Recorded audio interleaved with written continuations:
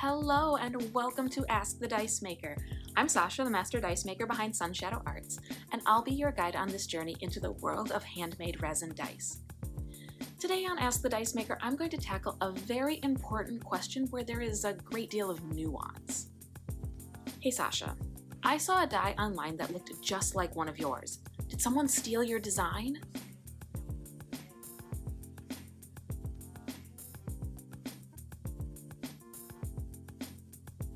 Now, I will start off by saying that what follows is merely based on my experience from 20 years as an artist and designer, and represents the spirit of the question but should not be taken as legal advice. If you are looking for actual legal advice, please reach out to a lawyer or other trained professional. First off, let's look at the outside of the die. Legally, you can't copyright, patent, or trademark a simple shape or color like an icosahedron or the color blue, for example. How dice makers create their own unique dice is to use their own font or logo for the dice. Legally, fonts and logos fall under copyright trademark protections, so dice makers must create their own fonts or secure the commercial rights to use a font designed by a font artist for their dice. Now, multiple dice makers can secure the rights to the same font and legally use the same fonts on their dice if it is commercially available.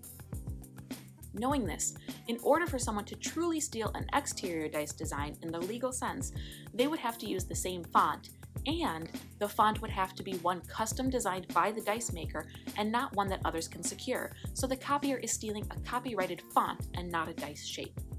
Not to say that this couldn't happen, but I personally have never seen this. Though I have seen companies use very similar but slightly different fonts to try to profit off of a popular style.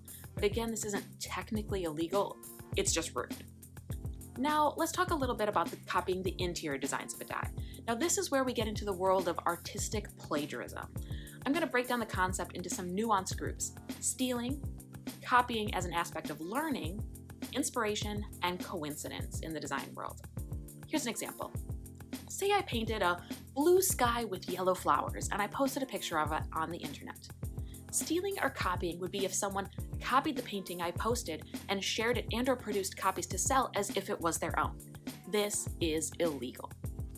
Now, there is a version of copying that isn't strictly illegal, and that is copying for educational purposes. Say someone is brand new to painting, so they painted their own version of my blue sky and yellow flowers painting as a practice exercise. The original artist must be credited in order for this to be above board, otherwise it falls into that stealing category.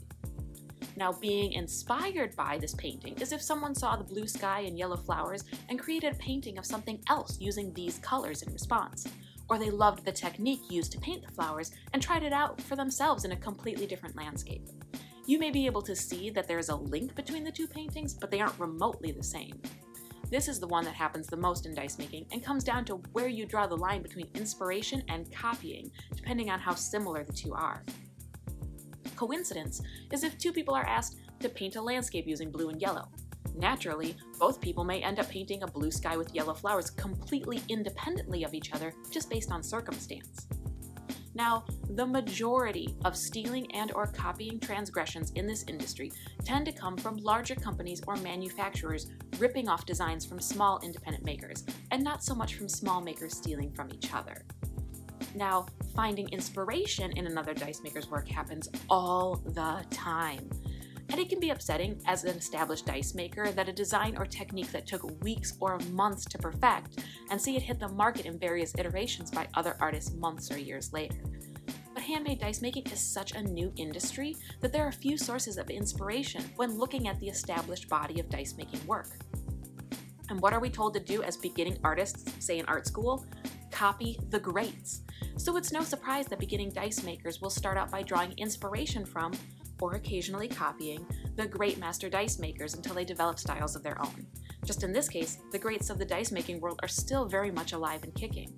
When in doubt, always credit the dice maker you were inspired by. Also, as a group of small independent creators who are all using the same basic materials and supplies, there is a large amount of pure coincidence.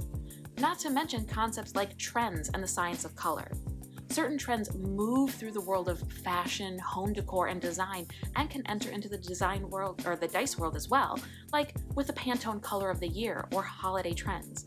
Around Halloween, for example, you may see ghosts, graveyards, skeletons, and pumpkin dice from many different makers, and it doesn't necessarily mean that anyone is copying anyone else. There are also colors that, scientifically, just go well together. Remember our friend the color wheel? They don't call them complementary colors for nothing. Blue and gold are like magic together, so there's no wonder that many dice makers would combine them together completely independently of each other. Honestly, at the end of the day, the minute a design is posted publicly, especially on social media, it's only a matter of time before variations of the die will spread through the community like wildfire. I know there is some phrase about copying and flattery, but what I always tell myself when I see other makers creating something very similar to a die I made months ago is, if they're copying you, then they're just 10 steps behind, so keep moving forward. One additional note about scam websites. Something that does happen quite often is that scam websites will steal photos of dice from various dice makers and use them to promote their own dice sales. In this case, the buyer never receives dice or receives some poor approximation of the original creator's design. Here, the original creator can legally have these photos and/or websites taken down. And there are many scam sites out there, so if you see handmade dice by a maker you recognize that are being sold on a website that is not owned by that maker, it is most likely a scam, and you should not purchase from that website without confirming its legitimacy with the dice maker first. So what should you do if you see two dice that are very similar on the internet? Reach out to the original creator and make them aware, and then let them take it from there, especially if you think the website is potentially a scam. So there you have it. Avoid scam websites. Don't be rude and intentionally make a direct copy of another maker's work to try to profit off of their popularity. And accept that handmade dice making is a very small world, and certain similarities are inevitable. That's it for this episode of Ask the Dice Maker. Until next time. Do you have a question you'd like to ask the Dice Maker? Drop it in the comments below. And don't forget to hit that subscribe button so you never miss a video. Want to check my credentials? Visit my website at sunshadowarts.com or find me on Twitter or Instagram at Sunshadeau Arts. And consider joining the Sunshadow community by becoming a patron on Patreon.